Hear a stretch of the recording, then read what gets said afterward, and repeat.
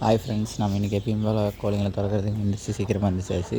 இன்றைக்கும் பார்த்தீங்கன்னா மேய்ந்து போன வெங்காயத்தொல்லியும் கொத்தமல்லி இலை எக்ஸ்ட்ரா கொடுக்க போகிறோம் கோழிங்களுக்கு தான். அதுக்கு முன்னாடி நம்ம முக்கியமாக பார்க்க வேண்டியது என்னென்னு பார்த்தீங்கன்னா, நம்ம இன்குபேட்டரில் முட்டை வச்சுருந்ததில் பார்த்தீங்கன்னா அந்த குட்டி பொரிச்சிருக்கு. வாங்க எத்தனை குட்டி பொரிச்சிருக்குன்ட்டு பார்க்கலாம். ஃபஸ்ட்டு